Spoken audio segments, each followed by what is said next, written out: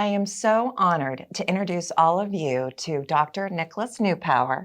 He is the 8th president of Butler County Community College. And I have to tell everybody, but they probably already know that BC3, right? Yes. We have been ranked number 1 9 times in 9 years. That is correct. And I say we because I work for Dr. Neupauer. Absolutely. Right? And do a phenomenal job. We're lucky to have you. Thank you. But before we get started, we're talking about all of the accomplishments that you have made at the college with a great team of people, right? I want to go back to this little boy that I have in my mind that grew up in Elwood City, right? And I have to ask, did you ever imagine that you would be the president of a college? No way, shape, or form. Well, I know your family is so proud of you, right? Your parents are Nick and Patricia. That's correct. And then you have a brother, Mike. Yes. All right, so tell us a little bit about growing up in Elwood City. Growing up in Elwood City was a phenomenal experience. First of all, it was during the 70s. Right. And from a Steeler or sports perspective, you could not beat the 70s for sure. My dad was very much like all of the other dads in the neighborhood, worked in the steel mills. And my brother and I were just so blessed to be raised by Patty and Nick Neupauer, for sure. Okay. And went to Lincoln High School, graduated from Lincoln High School in 1985. Okay. Enjoyed playing football and baseball, but wasn't big enough to continue in football, nor probably good enough, and couldn't hit a curveball to save the life of me.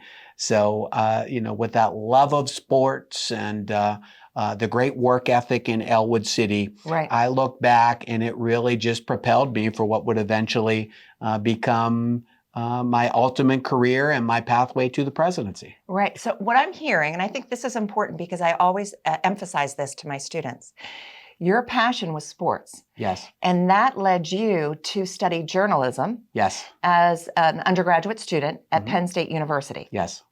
And tell us, what was your first job when you got that first job out of college?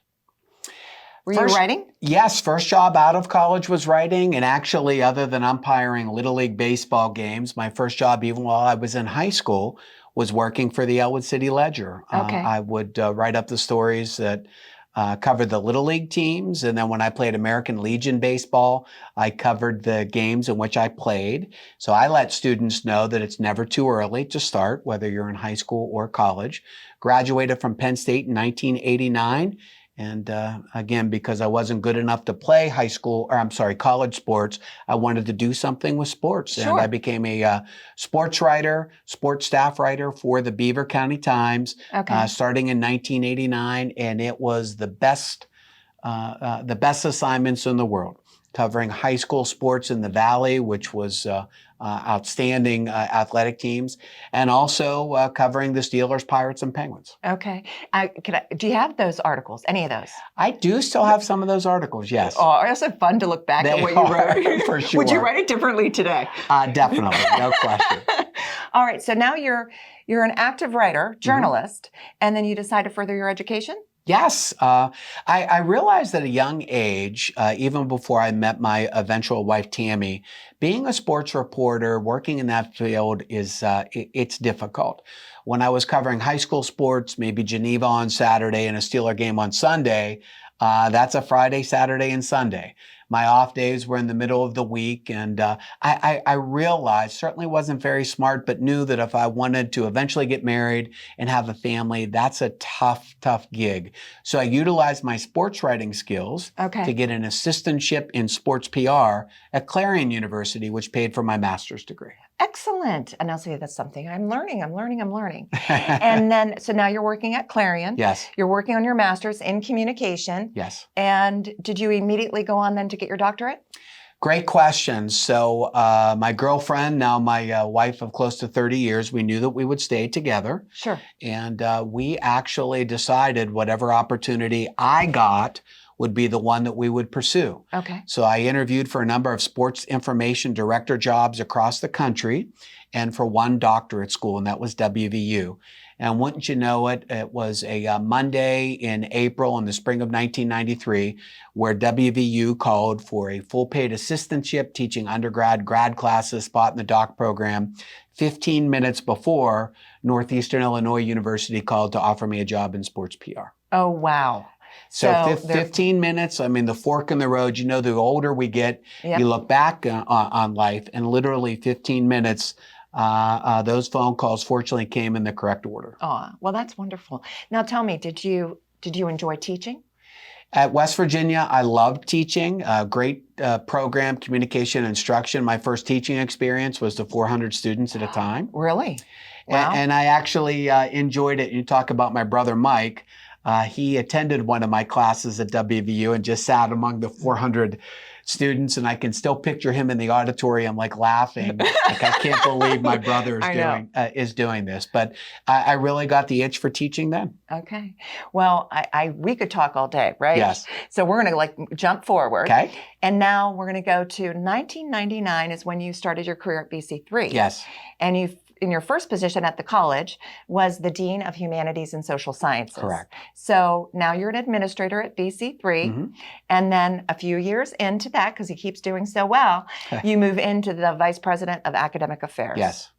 And then, 17 years ago, then you became the president. Correct. And, linking BC3 back to Elwood City. Our father was ill from working in the mills. We knew that his time was running out, wanted to raise our young family in Western Pennsylvania. Actually, Tammy's mother, her health wasn't doing that well. She's from Altoona. So got this dean's position in 1999. And frankly, candidly, it was to move back geographically. Father passed away. Tammy's mother ended up okay. And I really thought that moving back, I would go to a university or a private institution. But from the time I stepped on that campus, I believed in the mission. I was a first generation student, just like so many of ours. Right. And the quality. So I really loved the mission, so much so that in 2007, the board appointed me as president. Right. And look at what you've done. Wow. I mean, it's been amazing. So we have to highlight there's a lot of accomplishments. But last night was BC3's 56th commencement. I was there. Of course, you were there. Yeah. We had about 500 students that graduated. Yes. And it was a wonderful event. Mm-hmm. And I was so glad to be a part of it. What were some recent highlights that you would like to let our audience know about at the college? I'm thinking about the nursing school, for example. Mm-hmm. Well, so the Victor K. Phillips nursing building would be one that houses the Schaefer School of Nursing, but it's part of a larger theme. These relationships, these collaborations. You spent time at Grove City. We have a great partnership with Grove City. Our articulation agreements. This county is so lucky to have BC3 and Slippery Rock University. It's about relationships, and it is about our role in serving as the community's college. And I believe because people like you, your wonderful dean, Lisa Campbell, and so many of the great folks at BC3, they're rock solid folks. So when we say that we are going to do something, whether it's excellence in the classroom or developing a new program, people know that they can count on us. And I am so incredibly proud of us serving in the role as the community's college because it correlates to the 9-time #1 ranking, the excellence in the classroom, the large gifts that we've received. It all kind of comes together. Right. And you know what I thought was super impressive, and also as a parent of kids and kids in college, that 74% of our students that graduated yesterday graduated debt-free. Yeah. So accessibility to tremendous education at a great value, and being the community's college is really at the heart of what we do. No question about it. And we have a wonderful board of trustees. Right. What I'm most proud of, and again, you're an example of this, hiring the right people and putting the right people in the right seats in the bus. And by doing that, it really makes the job of a president that much easier. It allows for a president to go out and about, represent the college in state meetings, in collaborations, and with donors.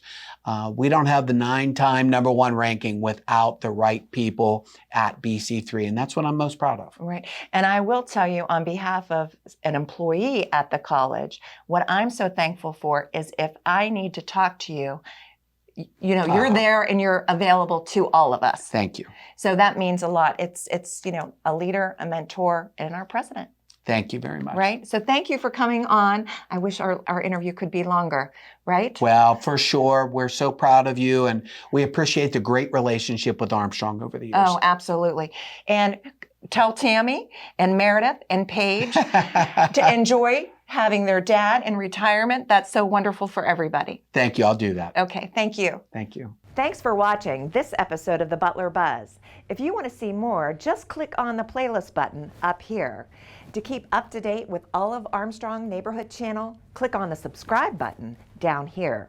Hey, I suggest you do both. See you next time.